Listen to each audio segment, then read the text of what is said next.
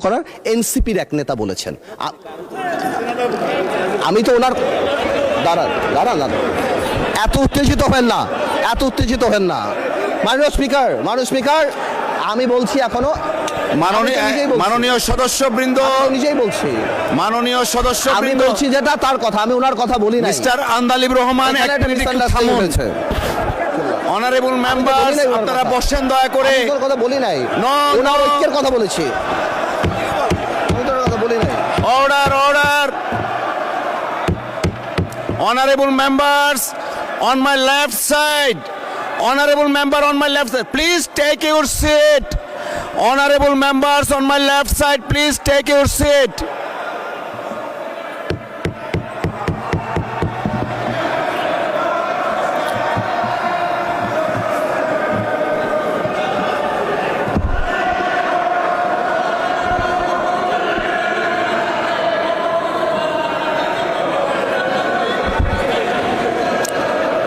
Everyone please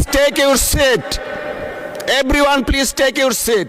Honorable বিরোধী দলের নেতা, আপনি বসুন দয়া করে, আপনি বসুন প্লিজ, দয়া করে বসুন আপনি। Please allow the speaker to speak. Honorable বিরোধী দলের নেতা, আপনি বসুন দয়া করে। আপনি একটু বসবেন, তারপরে of course we need your help, but আপনাকে এখন একটু বসতে হবে, আমি কিছু কথা বলবো প্লিজ।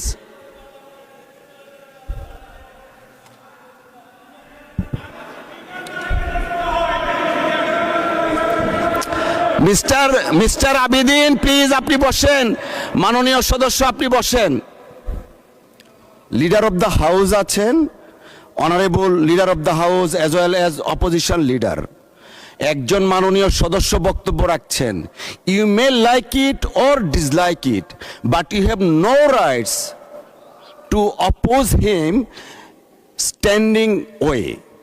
একটু আগে, বিরতির আগে আমাদের মাননীয় স্পিকার বলে গেছেন যে প্রত্যেকের ফ্রিডম আছে।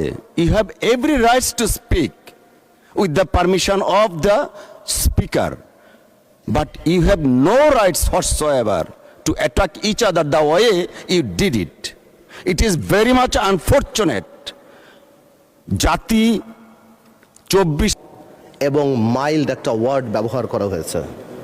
আওয়ামী লীগ আমলে কোনো অব্যবস্থা হয় নাই বিদ্যুৎ খাতে, আওয়ামী লীগ আমলে হয়েছে লাগামহীন দুর্নীতি আর চুরি বিদ্যুৎ খাতে। আর্টিফিশিয়াল ক্রাইসিস ক্রিয়েট করা হয়েছে মাননীয় speaker.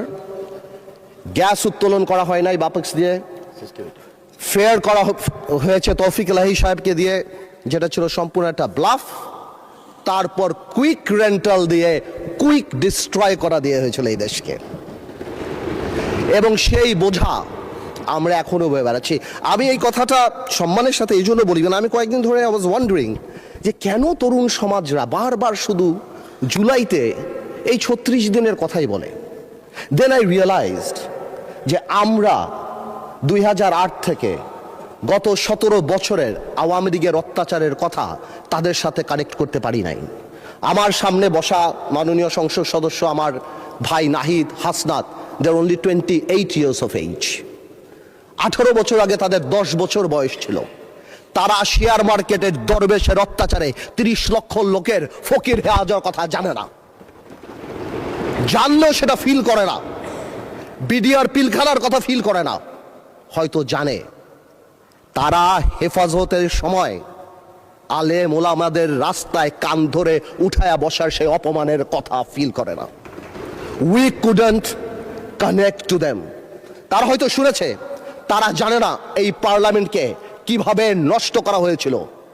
ইয়াবাবদি, who is a Pablo Escobar, সবচেয়ে বড় ড্রাগ লর্ড এই দেশের, তাকে এখানে বসানো হয়েছিল।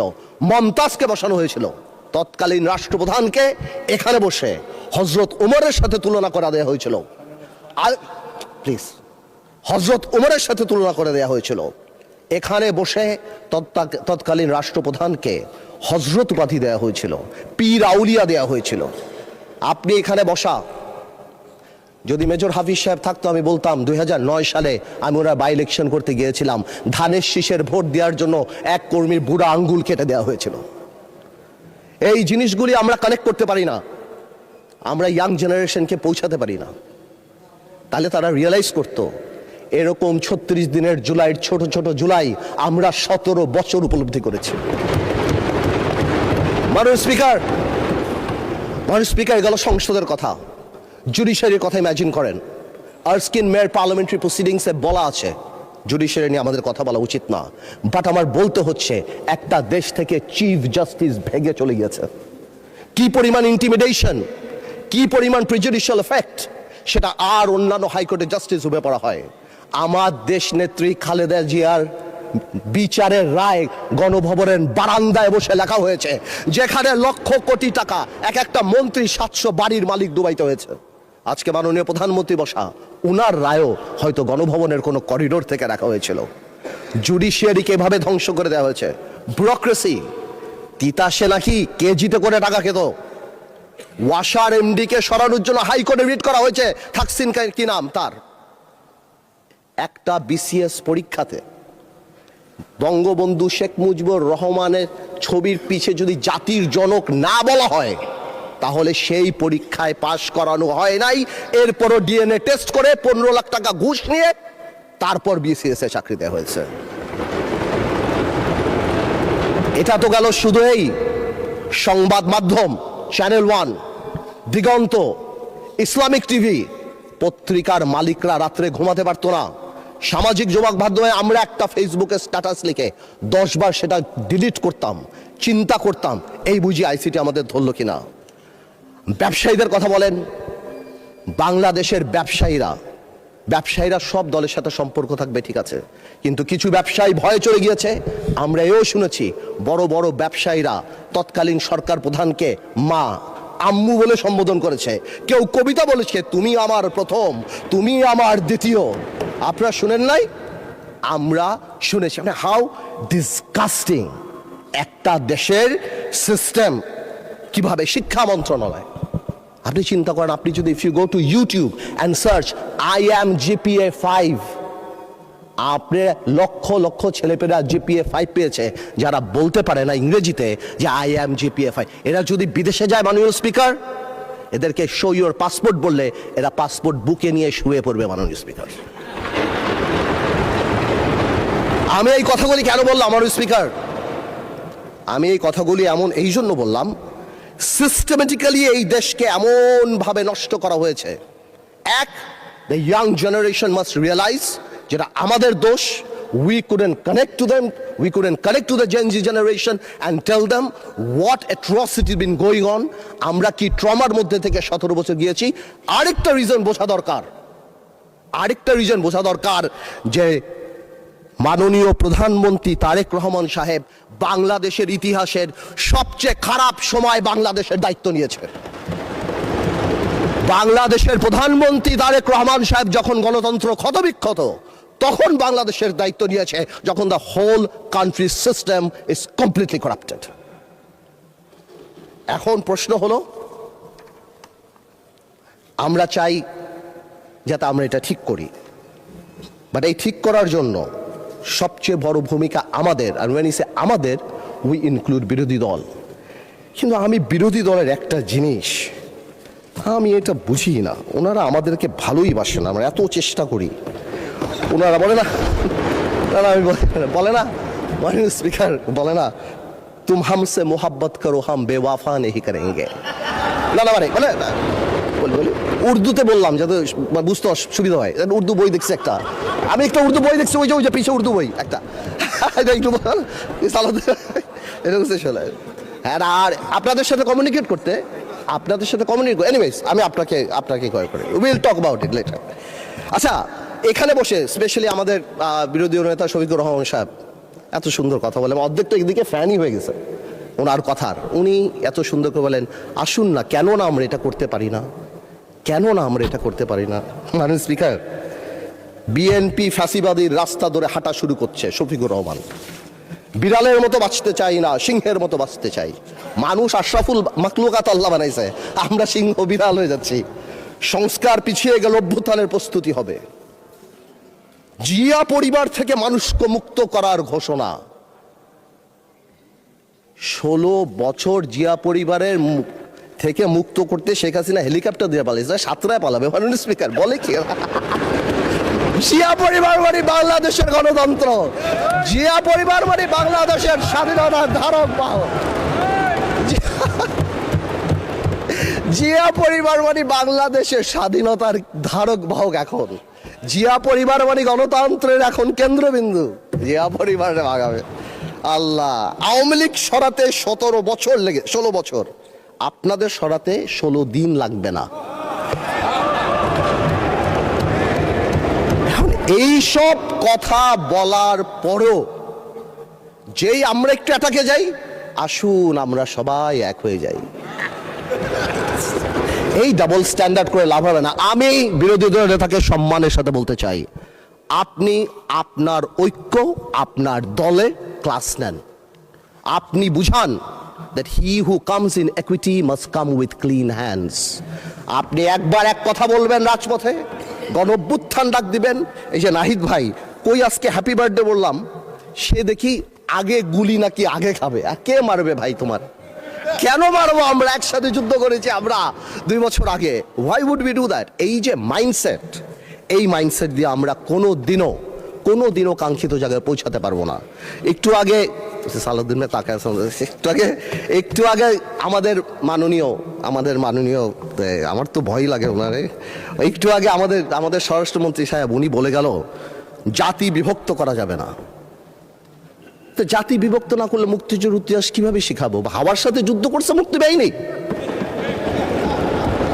জাতি বিভক্ত করা যাবে না, বাংলাদেশকে হিন্দু মুসলমানে ভাগ করা যাবে না, আমেরিকার আছে ভাগ করা যাবে না। কিন্তু মুক্তিযুদ্ধের ইতিহাস যখন বলতে হবে, তখন আমি কার সাথে? আমি হাওয়ার সাথে যুদ্ধ করছি, আমরা রাজাকারের সাথে যুদ্ধ করছি, এবং তাই আমরা এখানে আসছি।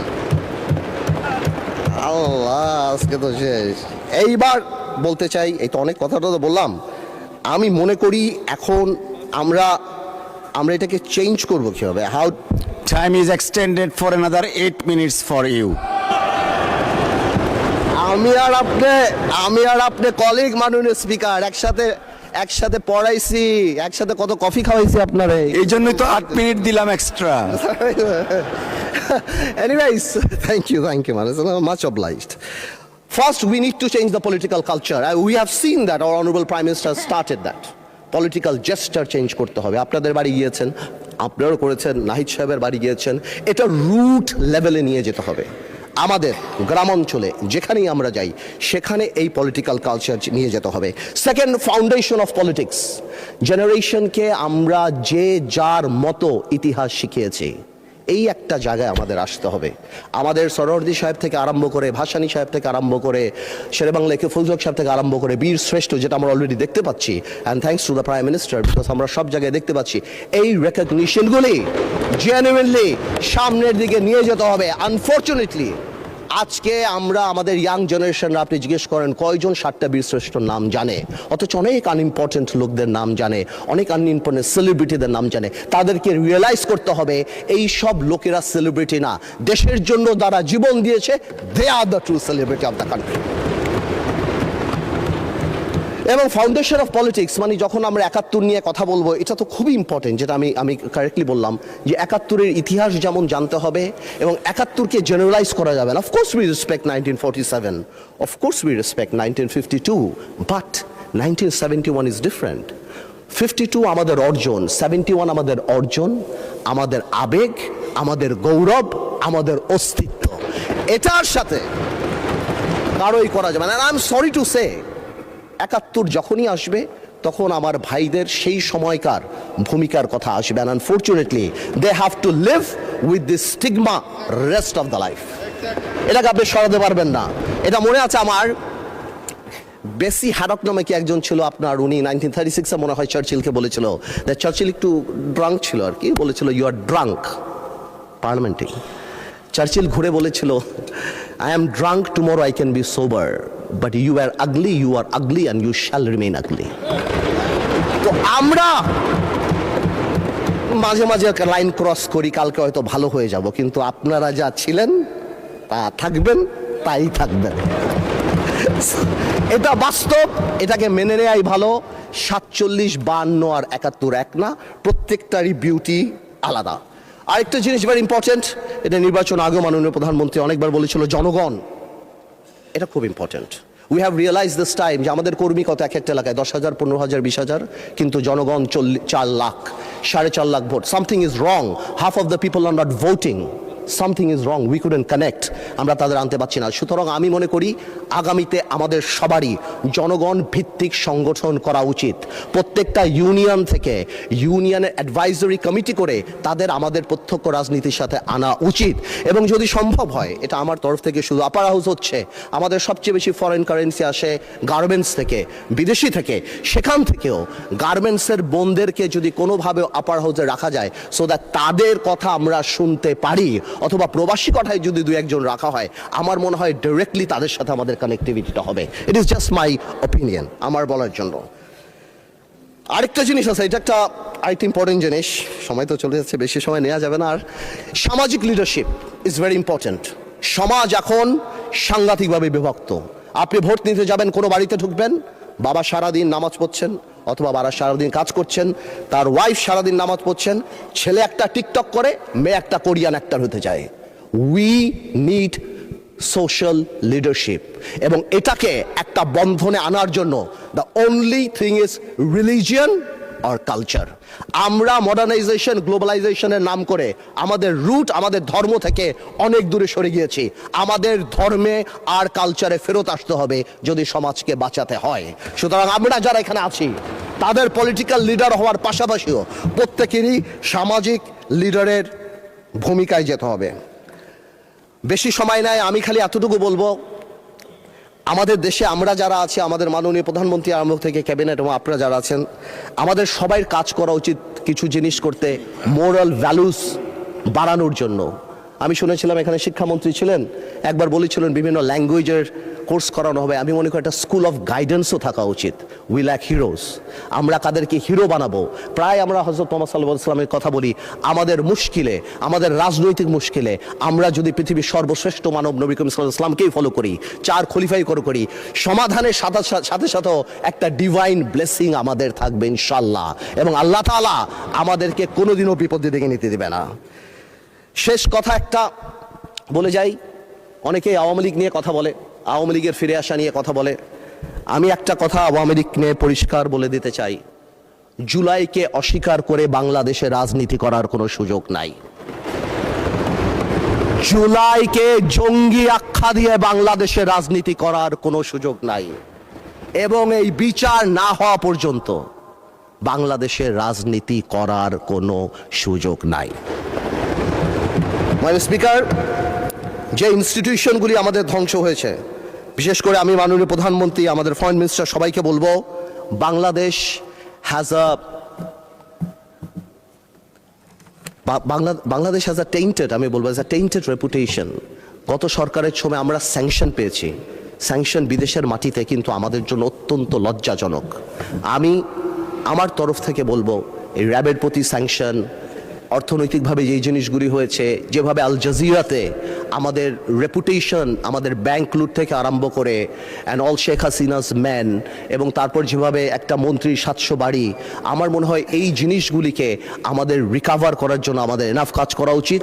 এবং যদি সম্ভব হয় মাননীয় স্পিকার, একটা ইকোনমিক ট্রিজন আইন পাশ করা উচিত, যে ভবিষ্যতে যাদের কর্মকাণ্ডের জন্য বিশ্ব পরিমণ্ডলে বাংলাদেশের অর্থনৈতিক রেপুটেশন নষ্ট হয়, তারা জানি দেশদ্রোহী হিসাবে বিবেচিত হয়।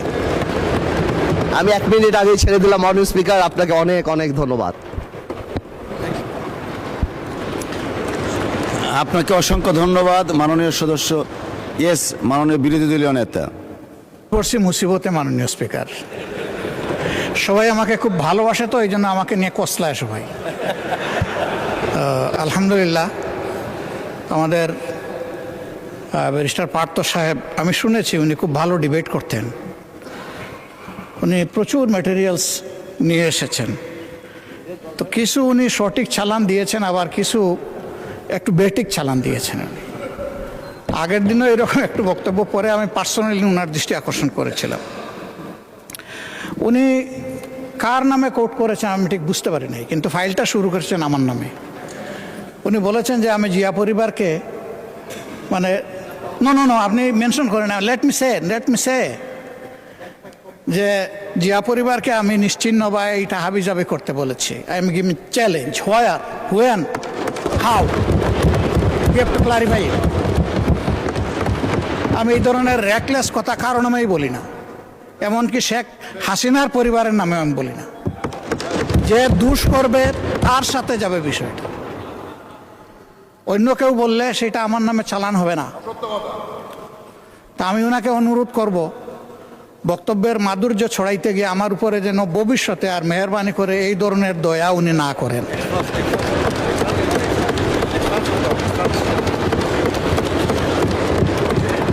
আমাকে এত ভালোবেসে সব কিছু আমার নামে চালান দিলে আমি বুঝাবুঝে বহন করতেও পারক। ধন্যবাদ মাননীয় সদস্য, ধন্যবাদ মাননীয় speaker.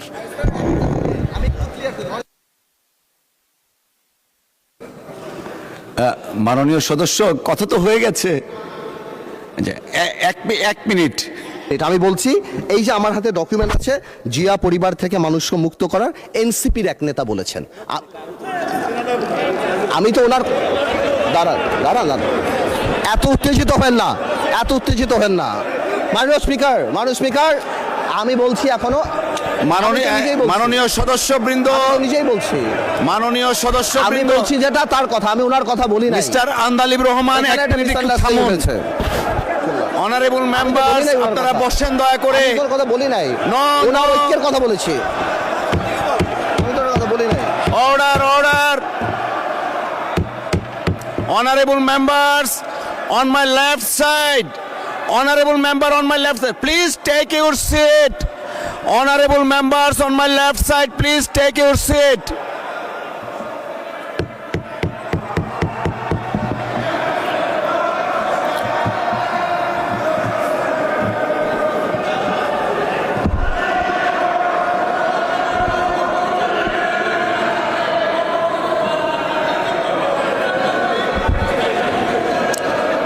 Everyone please take your seat.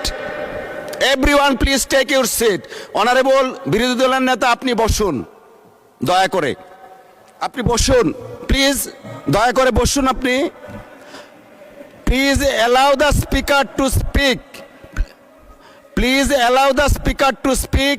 Honorable বিরোধী দলের নেতা, আপনি বসুন দয়া করে, আপনি একটু বসবেন। তারপরে of course we need your help, but আপনাকে এখন একটু বসতে হবে, আমি কিছু কথা বলবো please.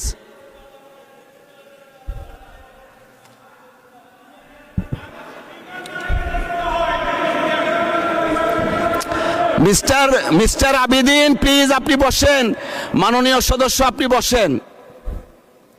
Leader of the house আছেন, honourable leader of the house as well as opposition leader. একজন মাননীয় সদস্য বক্তব্য রাখছেন।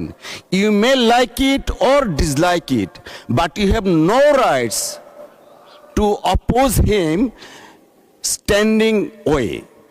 একটু আগে, বিরতির আগে আমাদের মাননীয় স্পিকার বলে গেছেন যে প্রত্যেকের ফ্রিডম আছে। You have every rights to speak with the permission of the speaker, but you have no rights whatsoever to attack each other the way you did it. It is very much unfortunate. জাতি 24-এর মহান গণ অভ্যুত্থানের কথা আমরা বারবার বলি, চেতনার কথা বলি। এই চেতনা তো জাতি দেখতে চায় না। প্লিজ মাননীয় সদস্য, আপনি আপনার বক্তব্য 1 মিনিটের মধ্যে শেষ করবেন, তারপর বিরোধী দলের নেতা কি বলতে চাচ্ছেন আমরা সেটা শুনবো প্লিজ। স্পিকার, আপনাকে ধন্যবাদ। স্পিকার, আমি হয়তো আমরা তো এখানে 1 বছরের জন্য আসি নাই, অনেক সময়ের জন্য আসছি, আমরা একসাথে রাজনীতি করি। আমি হয়তো ওনার নাম দিয়ে বিরোধী দলের নেতা, যেহেতু ওনাকে লায়াবিলিটি, যেহেতু উনি 11 দলের নেতা, ওনার নাম বলেই আমি স্টার্ট করেছি, বাট এই ক্লিপগুলিতে আরও অন্যান্য কথা আছেন, তো এই জন্য আমি এক্সপ্লেন করি নাই। কোনো মিসআন্ডারস্ট্যান্ডিং থাকলে আই হ্যাভ নো প্রবলেম, কিন্তু আমার ওনাকে অ্যাকিউজ করে যেটা না, বিকজ আমি তো ডকুমেন্ট নিয়ে কথা বলছি, there has been a misunderstanding, হ্যাঁ এটা খুব সিম্পল ব্যাপার, এর বাইরে আর কিছুই না। আমার ওনাকে এখানে অ্যাকিউজ করার আজকে ডিজিটালাইজেশনের সময় এটা সম্ভব না। আমি যদি মিথ্যা কিছু বলি তাহলে এটা নর্মালি বের হয়ে যাবে। আর আমার এখানে অনেক কিছু বলার আছে যেটা আমি আগামীতে বলবো। আজকের অ্যাটিটিউড দেখার পরে আমার মিথ্যা বলার দরকার নাই। জামাত ইসলামীকে নিয়ে সারা দিন বলতে পারবো ইনশাআল্লাহ, আপনি খালি সময় দেন সামনে। ধন্যবাদ মাননীয় সদস্য। মাননীয় বিরোধী দলের নেতা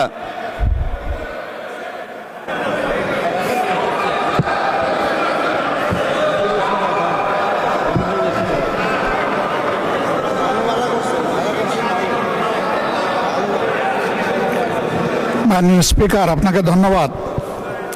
না, আমি বেশি কিছু বলার জন্য দাঁড়াইনি। আমি শুধু এটা বলেছি যে এই ফ্লোরে দাঁড়িয়ে যখন কোনো ডকুমেন্ট হাতে নিয়ে আমরা কোনো রেফারেন্স দেব, that should be clear and appropriate.